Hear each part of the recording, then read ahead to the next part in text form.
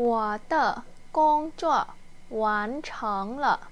我的工作完成了我的工作完成了ការងាររបស់ខ្ញុំរួចរាល់ហើយឬមួយទៀតយើងអាចបកថាការងាររបស់ខ្ញុំបានបញ្ចប់ហើយណា我的工作ហ្នឹងការងាររបស់ខ្ញុំណា完成ហ្នឹងបានបញ្ចប់ឬក៏ធ្វើរួចរាល់ណាអញ្ចឹងមកគេសួរយើងថា你的工作完成了吗តើការងាររបស់អ្នករួចរាល់ហើយនៅឬក៏បញ្ចប់ហើយនៅយើងថា我的工作完成了អូខេ我可以回家了ខ្ញុំអាចទៅផ្ទះបានហើយអូខេអញ្ចឹងណាងាយស្រួលតើយើងចូលប្រយោគទី2别忘了给我写信别忘了给我写信别忘了给我写信 complete សរសេរសម្បត្តិឲ្យខ្ញុំណា别忘了ហ្នឹង complete ណា complete អសោះ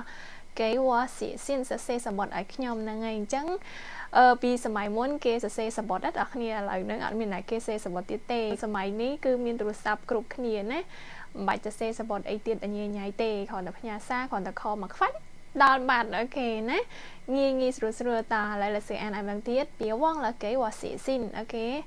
មួយទៀតឲ្យកន្លែងសេស៊ីនទាំងអស់គ្នាអាចដោះដូរបានយើងអាចថា别忘了给我打电话ហ្នឹងយើងអាចដោះដូរបានបែបហ្នឹងណា complete ខលទូរស័ព្ទមកខ្ញុំអីចឹងទៅអូខេតើប្រយោគទី3我需要这些纸我需要这些纸我需要这些纸ខ្ញុំត្រូវការกระดาษទាំងនេះនៅក្នុងកន្លែងការងាររបស់យើងអ្នកគ្នាបើសិនជាមានកระดาษដែលគេបោះចោលអញ្ចឹងណាគេសួរថាกระดาษហ្នឹងត្រូវការអត់បើត្រូវការបោះចោលហ្នឹង我需要这些纸你要干嘛呢យកទៅធ្វើអីគេអាចនិយាយថាខ្ញុំមានយកទៅធ្វើស្អីយកទៅទុកណាត្រូវការទៅសេអញ្ចឹងទៅអាចយកមកសរសេរបានតើអ្នកអ្នកគ្នាតោះប្រយោគចុងក្រោយ我昨晚睡得很晚我昨晚睡得很晚我昨晚睡得很晚នឹងថាយប់មិញខ្ញុំគេងយប់ជ្រៅណាស់ណា昨晚នឹងយប់មិញណាអ្នកគ្នាយប់ម្សិលមិញនឹងឯងណា睡得很晚គេងយប់ជ្រៅមែនតើណាកន្លែងវ៉ាន់កន្លែងហ្នឹងគឺយប់ជ្រៅណាអ្នកគ្នាអញ្ចឹងកន្លែងហ្នឹងយើងបកបែបហ្នឹងណាកន្លែងវ៉ាន់កន្លែងហ្នឹងគឺយើងបកថាយប់ជ្រៅអូខេតើអ្នកអ្នកគ្នាអញ្ចឹងប្រយោគហ្នឹងរៀងវែងបន្តិចអ្នកគ្នា